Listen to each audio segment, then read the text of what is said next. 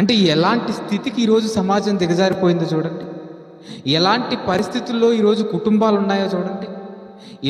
ఇలాంటి సమాజంలో, ఇలాంటి ప్రజల మధ్యన మనందరం బ్రతుకుతున్నప్పుడు ఎవరితో ఎలా ప్రవర్తించాలో, ఎవరితో ఎలా మనం మాట్లాడాలో అన్న విషయం ఎవరు మనకు చెప్తారు చెప్పండి? నేను మీకు చెప్పగలనా? మీరు నాకు చెప్పగలరా? ఎందుకంటే మీరు కూడా నాలాంటి మనుషులే కదా.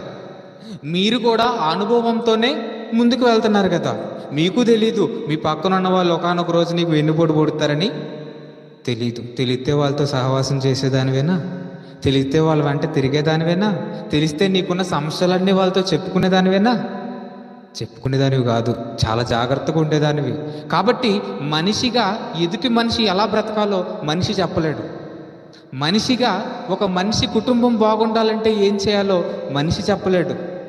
మనిషిగా భార్యాభర్తల బంధం బాగుండాలంటే ఏం చేయాలో ఒక భార్యాభర్తలు చెప్పలేరు. ఎందుకంటే ఆ భార్యాభర్తల మధ్యన ఎప్పుడు ఏ గొడవ వస్తుందో వాళ్ళకే తెలియదు. తల్లిదండ్రులుగా పిల్లల మధ్య ఎలాంటి బంధం కలిగి ఉండాలో ఎవరూ చెప్పలేరు. ఎందుకంటే వాళ్ళ పిల్లలకి వాళ్ళకి మధ్య ఎలాంటి బాంధవ్య ద్రోహాలు వస్తాయో వాళ్ళకే తెలియదు.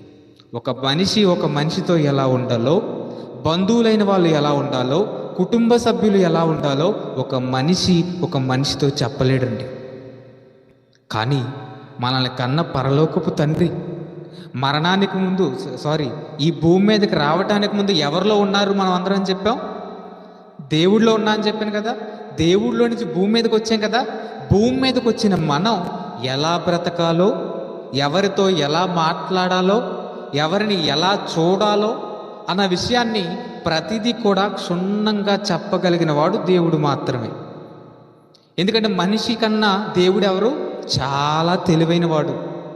మనిషి కన్నా దేవుడు చాలా తెలివైన వాడు కాబట్టి తెలివిగా కుటుంబాన్ని ఎలా కట్టుకోవాలో చెప్తాడు. తెలివైన వాడు కాబట్టి కుటుంబంలో సమస్యలు లేకుండా ఎలా ఉండాలో చెప్తాడు. తెలివైన వాడు కాబట్టి ఈరోజు సమాజంలో మన కుటుంబం పాడవకుండా ఉండాలంటే ఏం చేయాలో చెప్తారు. కానీ ఈరోజు ఎవరు కూడా దేవుడి మాటలు వినేవాళ్ళు లేరండి. కానీ దేవుడు చెప్తున్న మాట ఏంటో తెలుసా? కుటుంబం మధ్యన, బంధువుల మధ్యన ఎలా ఉండాలని చెప్తున్నాడు తెలుసా? తన గ్రంథంలో రాయించిన ఒక మాట అండి. అది చూసి మనం ముందుకు వెళ్దాం. 13వ అధ్యాయము 8వ వచనం చదవండి. ఇక్కడ ఉన్నటువంటి సందర్భం ఏంటంటే అబ్రహాము, లోతు అండి. లోతు ఎవరో కాదు. అబ్రహాంకి ఏమవుతాడు లోతు అన్నప్పుడు అబ్రహాము యొక్క తమ్ముడి కొడుకు లోతు. ఇప్పుడు అబ్రహాంకి గొర్రెల మందలు ఉన్నాయి, లోతుకి కూడా గొర్రెల మందలు ఉన్నాయి. వీరిరువురి గొర్రెల కాపురులు ఎవరైతే గొర్రెలు కాసేవాళ్ళు ఉన్నారో ఒకరికొకరికి పడకుండా రోజు తగాదలు అవుతున్నాయి, రోజు గొడవలు అవుతున్నాయి.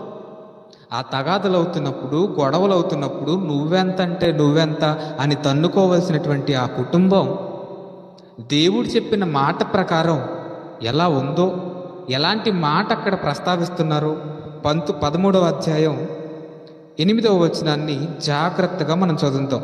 అబ్రహాం గారు తన తమ్ముడి కొడుకైన లోతు గారితో చెప్తున్నారు. కాబట్టి అబ్రాము, మనము బంధువులం కనుక నాకును నీకును, నా పశువుల కాపరులకును నీ పశువుల కాపరులకును కలహం ఉండకూడదు, గొడవ ఉండకూడదు. ఎవరెవరి మధ్య గొడవ ఉండకూడదు? మనిద్దరం బంధువులం కదా. ఒక బంధువులైన వాళ్ళ మధ్యన గొడవలు ఉండకూడదని చెప్తున్నాడు దేవుడు. ఎందుకు ఉండకూడదు అంటే బంధువులు కాబట్టి మీ మధ్యన గొడవలు ఉండకూడదు. ఇంకొక విషయం ఏంటో తెలుసా? మీ మధ్యన మాత్రమే గొడవలు కాదు, మీ కింద పని చేస్తున్నారు చూసారా గొర్రెల కాపరులు, మీ మందను కాస్తున్నారు చూసారా గొర్రెల కాపరులు, వాళ్ళకి మధ్య కూడా గొడవలు ఉండకూడదు. ఏవండి, మనకి మధ్య గొడవలు అప్పుడప్పుడు మనం అంటూ ఉంటాం. మన ఇళ్ళల్లో వాళ్ళే, మన ఇంటి పేరుతో ఉన్న వాళ్ళే తన్నుకుంటుంటే వాళ్ళ దగ్గరికి వెళ్ళిపోయి, అరే మీరు తన్నుకుంటారేంటి, మీ వలన లోకలకు మనం ఏమైపోతాం, అలసైపోతాం కదా. ఇప్పుడు మీరే తన్నుకుంటున్నాడు, రేపు ఎవడో ఒకడు వచ్చి తన్ని వెళ్తాడు అంటే మీరే కదా అలసెత్తున్నారని చెప్పి అంటారు కదా, అవునా? అలానే మాట్లాడతాం. అంటే మీరు బంధువులు మీరు తన్నుకోకూడదు. మీ మీదకి ఎవరైనా వస్తే మీరు వాళ్ళని ఎదిరించేటట్టు ఉండాలని మనం చెప్తాం. కానీ దేవుడేమని చెప్తుంటే తెలుసా? మీరు బంధువులు కాబట్టి మీ మధ్యన కలహం ఉండకూడదు, గొడవ ఉండకూడదు, తగాదలు ఉండకూడదు. ఎవరెవరి మధ్యన ఉండకూడదు? బంధువుల మధ్యన ఉండకూడదు. ఏమంటే ఇలా తగాదలు అవుతున్నప్పుడు నువ్వు ఏదో ఒకటి చేసే నేను చూసుకుంటానని బంధువులు ఉంటారు పక్కన, నువ్వు ఏదో ఒకటి చేసే నేనున్నాను నీకు అని చెప్పే స్నేహితులు ఉంటారు పక్కన, అవునా? ఎంతకాలం చూస్తావురా? ఎంత అన్న కొడుకు అయితే మాత్రం ఎంత చేసినా వదిలేస్తావేటి? ఇక కోపం రాదా నీకు? నువ్వు మనిషివి కాదా అని చెప్పి ప్రోత్సహించే వాళ్ళు ఎక్కువ మంది, అవునా? అయితే ఇలాంటి వాళ్ళందరి గురించి దేవుడు చెప్తున్న మాట ఒక్కసారి మనం పరిశీలిద్దామండి. ఈరోజు సమాజంలో బంధువులైన వాళ్ళందరూ కూడా, చాలామంది బంధువుల మధ్యన చాలా మనస్పర్ధాలు రావడానికి కారణం ఏంటంటే దేవుడు చెప్పిన మాటని వాళ్ళ మదిలో పెట్టుకోకపోవటమే, దేవుడు చెప్పిన మాట వినకపోవటమే. ఇప్పుడు ఫర్ ఎగ్జాంపుల్ మనం ఆలోచిద్దాం.